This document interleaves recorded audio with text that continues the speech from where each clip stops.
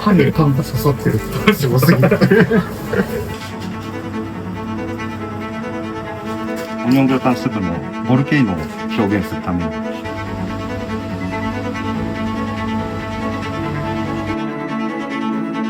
だって入れちゃってさ、ちょっと遅い時間だとなかったりするじゃん。うまそうっすね。でもだからこうやってね。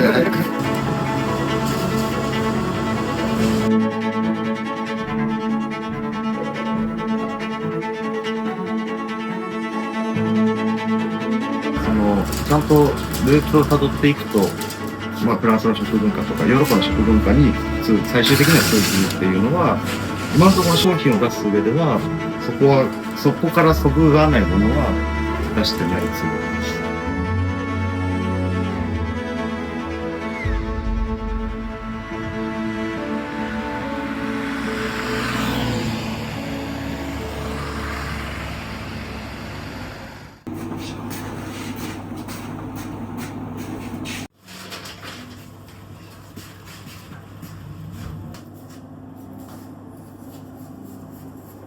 これは今クイニーアマンの焼く前の前処理をしてるところです。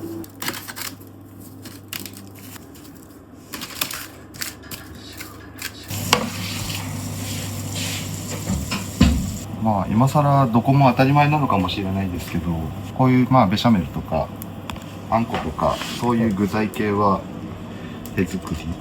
これはゲランドの塩です。ベシャメルが完全に味付けなしのスパイスとかは入ってますけど、塩味がないので、これにかけたい感じですね。はい、これオーバーナイトで前日仕込みしたフォカッチャの生地。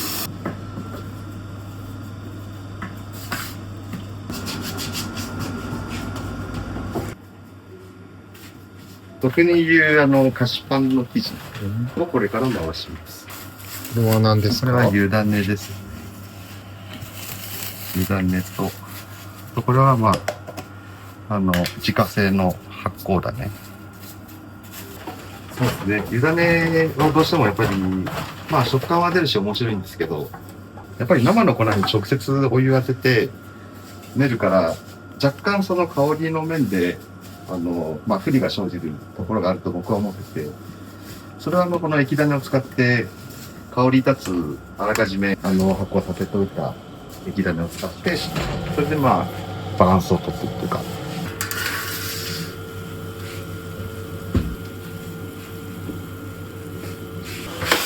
ちらが和菓子屋なんですよ。もともと実家継ぐつもりで上京してきたので、だけど、ある時パンを触る機会があって、でそれでその発酵させて、それを焼くっていう、生き物を相手にしていくようなその感覚。そこはやっぱりお菓子にはないですよね。それで一気にどんどんハマっていって、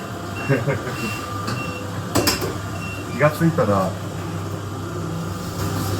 パン屋さんでアルバイトしてましたね。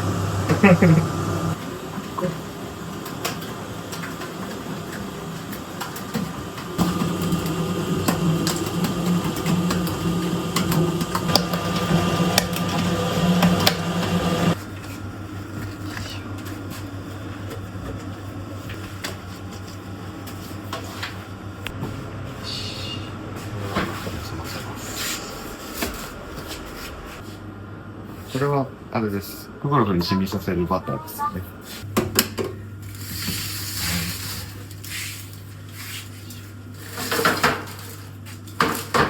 ヘーゼルナッツと赤ワイン漬けのクランベリーの、あとホワイトチョコのふぐろふですね。で、こっちの方は、黒いチョコレートに、ラム酒漬けのレーズンとミックスフルーツ。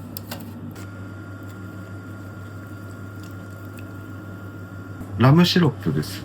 ラム酒とシロップを混ぜたもの。それで火を通してアルコールを飛ばしたものですね。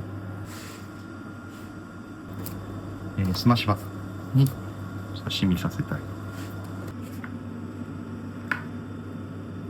はい。これさっきの抹茶の生地で作る、今やってるのは馬のひづめの形のフロマージュっていう、その名の通り3種類のチーズを乗せて焼くパンですね。まあ、ベースがしっかりあった状態で新しいものを作るっていうのが、やっぱり結構楽しいですね。なんか僕はルーツを求めちゃう方なので、ちゃんと辿っていくとこういう根源があるっていう、こういう食文化があって、だからこういう風になってるんだよっていうので、そこからこう来て、じゃあ自分のアレンジでこういう商品を作りましたっていう、このプロセスがやっぱりあるものがいいなっていう、ちゃんとルーツを辿っていくと、まあフランスの食文化とかヨーロッパの食文化に最終的には通ずるっていうのは、今のところ商品を出す上では、そこからそぐわないものは出してないつもりです。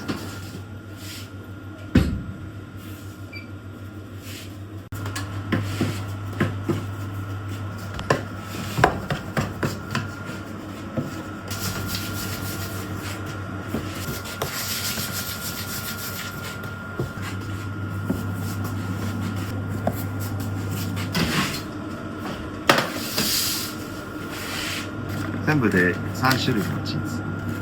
やはりそのグリエールの旨味っていうのが、焼いた時に出る旨味っていうのがやっぱりものすごい強烈なので、それと、あと、まあチーズらしい食感のモッツァレラとゴーザを乗せて、こ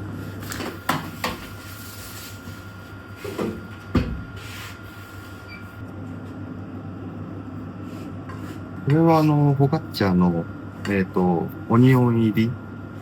で、こっちがアンチョビオリーブ入り。じゃがいもを練り込んであるんですよ。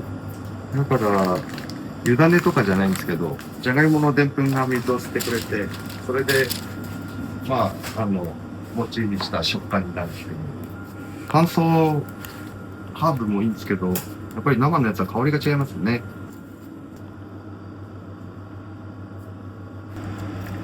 アンチョビオリーブ。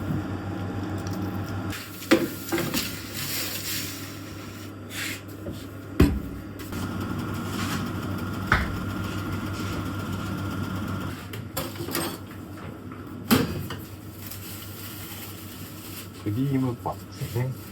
大体生地と同量のカスターが入ってます。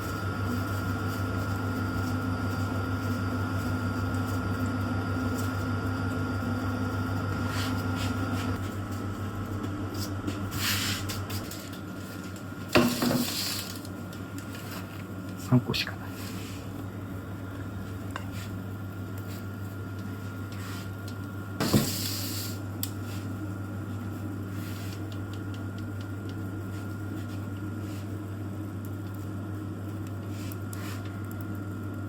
手で叩いちゃうとローズマリー取れちゃうんで剥がしてます。こんな感じになりますね。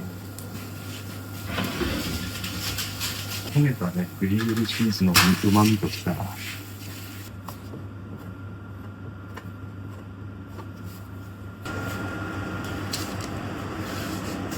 これは、カスタードクリームなんですけど、なんと醤油とみりんと蜂蜜が入ったカスタードクリームです。自家製であんこも炊いてますけども、そういう炊き方をしてます。特にあんパンとかは、僕の実家が和菓子屋だったこともあり、普通あんこを炊くときってやっぱり豆の渋を切ってアク抜きをするんですね。だけど、僕の考えだと、アクって本来持ってるいろんな栄養素とかも入ってくるわけです。例えばポリフェノールとか、食物繊維とか。アクを抜いて捨てちゃうのは、僕はもったいないと思う。アクを抜かない。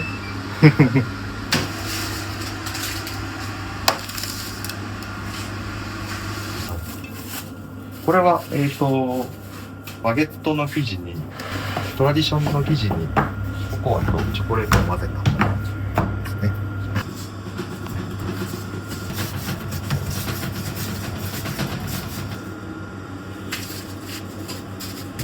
これはツナで、まあ普通ツナっていうとなんでしょう、ツナマヨが結構パン屋さん多いと思うんですけど、これはハーブと、玉ねぎと、あとドレッシング。ドレッシングも自家製で作っています。これは自家製のフランボワーズドレッシング。フレッシュトマトですね。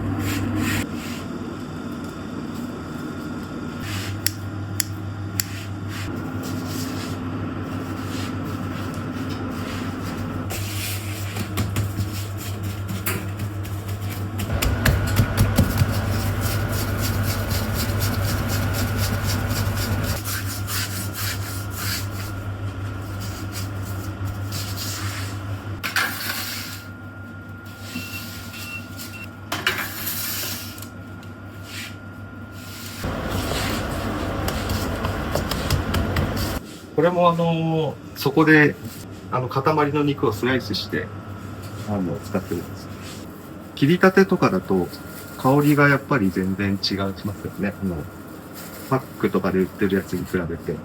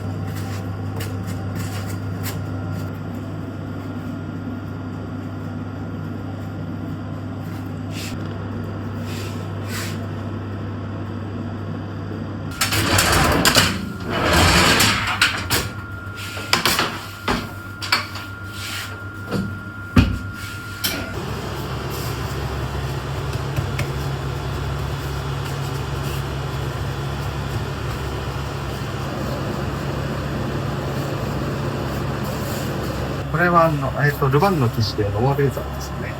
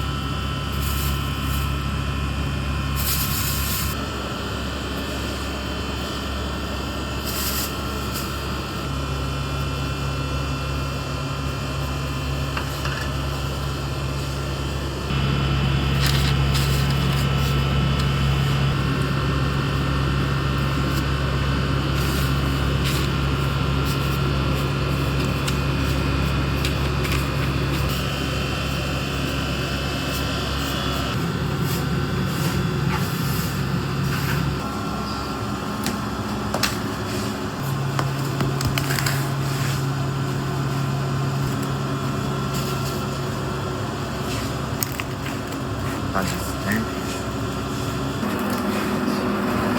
これ一旦冷やして、凍らせるんじゃなくて、ただ常温にするだけなんですよ。それだけでもなんか全然なんか持ちが違う。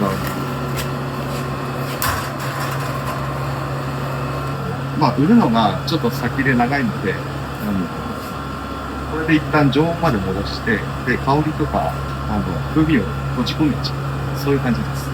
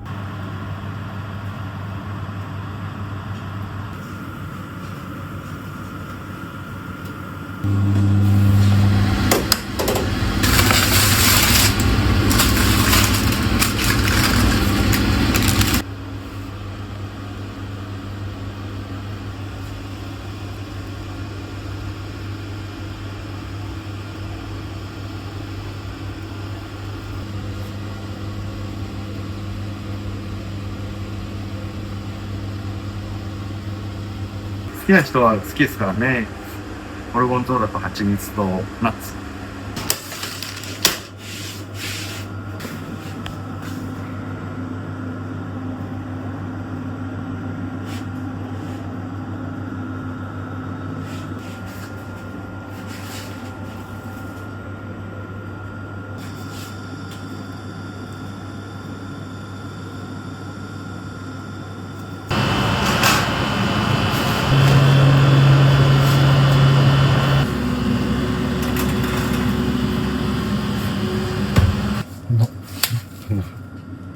何ですかこれ？これハムです。これ何に使うんですか？これはスライスして、バゲットに挟むハム。で、結構やっぱり美味しいんですよね。生ハムもそうだし、ハムもそうだし、値段はめっちゃ高いですけど、でも、バゲット食べるなら、やっぱりいいハムとか、いい生ハムで食べてほしいじゃないですか。美味しいんですよね、これがまた。チーズってやっぱりどんどん熟成していくじゃないですか。で、結構味が変わってったりもするんですよ。それがまた面白いところですよね。東京の丸の内と渋谷にあるんですけど、ビロンは。で、一応13年勤めて、ビロンとセントルタベーカリーの統括者という形でやらせていただいてるんです。本当20年前初めてシェフやった時は本当に商品開発自分ではできてたつもりでも全然やっぱり今と比べるとやっぱり変なパンばっかり作ってたなっていう気はしますね。なんかそれに比べたらやっぱり今ははいやりたいことが作りたいパンの明確になってるというか。常温ちょっと若干表面は冷たいんですけど中はまだあったかいぐらいだと思います。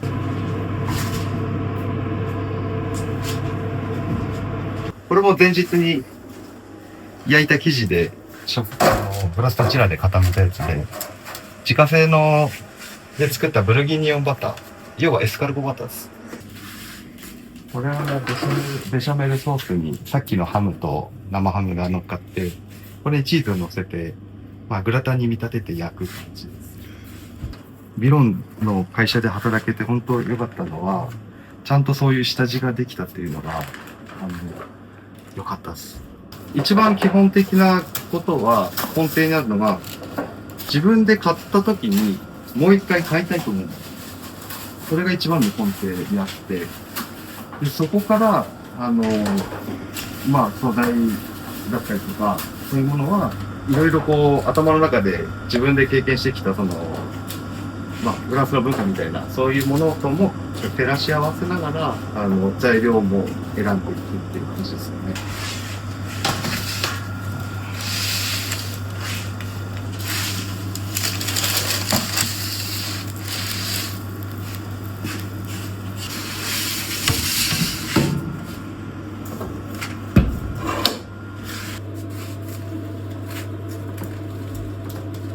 これは自家製のフランボワーズジャムです。一旦これで出して、フランボワーズジャムとアーモンドスライスをかけます。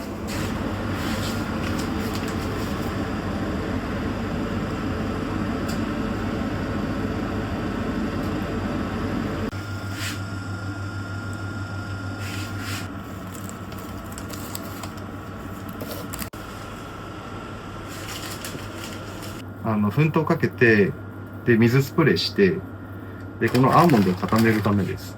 焼いて糖分で固まってくれるので。これ、先ほどのフォカッチャの生地なんですけど、はい、これを器に見立てて、オニオングラタンスープを入れてしまおうという、そういうパンを。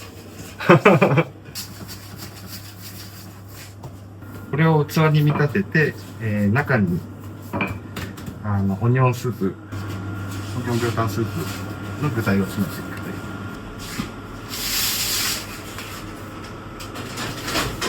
まあなんかカヌレが流行ってますって言ったら、カヌレの派生商品とか言って、カヌレにクリーム入れたりとか、イチゴ乗っけたりとか、そういうことするじゃないですか。だからそういうような、なんかこう、僕だったらそういうのはしない。しないですね。やっぱり伝統的なお菓子とかパンにはそういうものにちゃんと、ね、完成形としての歴史があるわけじゃないですか。故に今こうなんだっていう。それは僕の中のそれなんですよね。そういうものの、ものすごいね、年月をかけて練り上げられてきた、変わらないものって普遍的なものじゃないですか。だからそういうものってやっぱり大切にした上で、そこにちょっと自分の一手間を加えさせていただくみたいな。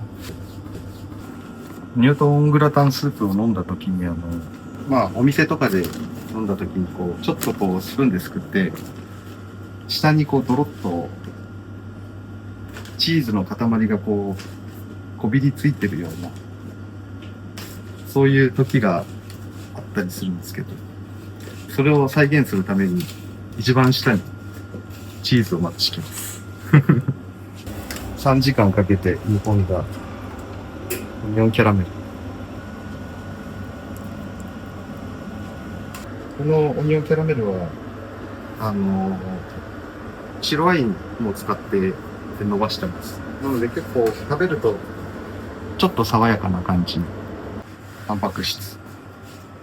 まあ、ベーコンのところがお店が結構多いですけどね。だけど、ベーコンは結構油が出るので、僕はどっちかというと旨味の出る、ソーセージにしてます。レイヤーです。器の上で、オニオンキャラメルがチーズとチーズで挟まれた状態。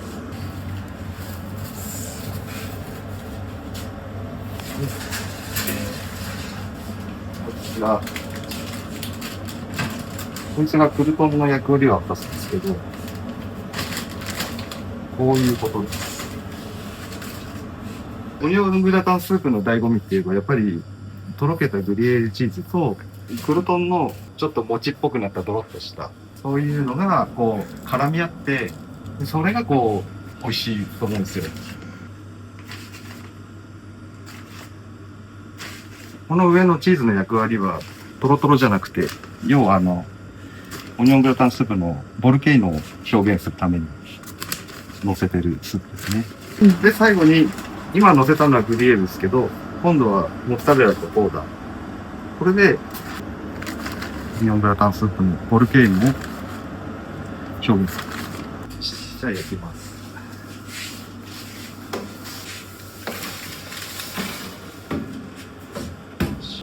でまず何が先に来て、で、どういう食感で、後味がこうだったなとか、それを、パンで再現しようとしているだけですね。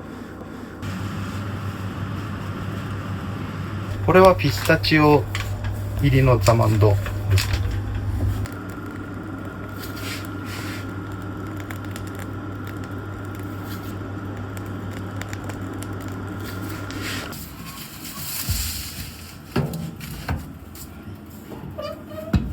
結局、思ったのは、なんでパンを作り続けたいんだろう。なんでパンを作ってるんだろう。他にもいっぱい仕事があるのに、なんでそれをやってるんだろうと思ったら、僕は、これは人に伝えたいんじゃないかなっていう風な、ちょっと結論じゃないですけど、今のところそういう考えなんです。パンを作って、それを食べてもらい、で、この美味しさを伝えたいとか、美味しいものを食べて幸せになってほしいとか、そういう伝えたい気持ちが一番なのかなっていう気は、今のところしてます。僕にとってはそれが一番で、伝えること、僕は伝えることがすごく、得意ではない、あまり得意ではない人間なので、こういう手段で人に何かを伝えて、それで一瞬でも幸せになってもらうっていうのは、すごく嬉しいことですよね。どう思ってほしいかというよりは、もう食べる人のそこは自由なんで、それでいろいろなそのリアクションをいただくっていうのが、すごくありがたい。ありがたいです、本当に。伝えられるって素晴らしいっていう。でも一つだけ納得していただけると思うのは、この中ですね。ほら、もう完全にオニオングラタンスープじゃないですか。このチーズととろけ具合と、このオニオン、キャラメルオニオンね、本当に感じ。じゃあ、いきますよ。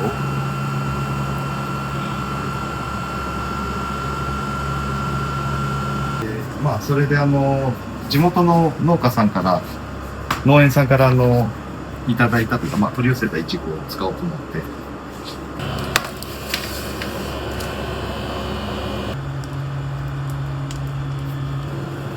フランボワーズを混ぜたクリームチーズ。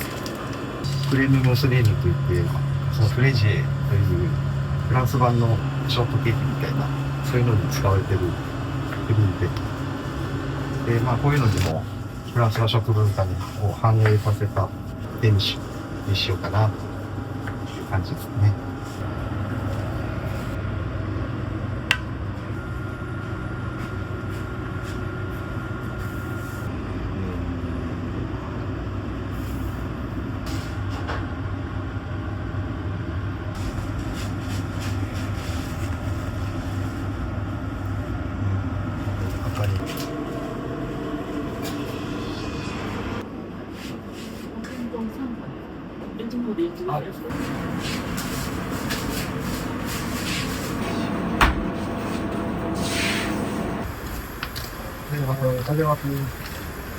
だって売れちゃってさ、ちょっと遅い時間だってなかったりするじゃん。うまそうっすね。でもだからこうやってね、早く。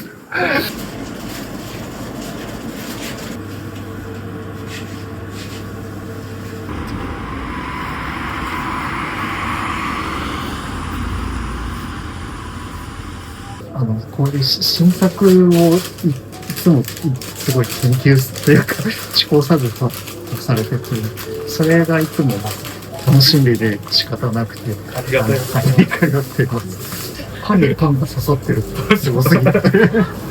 どっちかというと大人向きのパン屋さんですよね。なんかね、と僕は思うんですけど。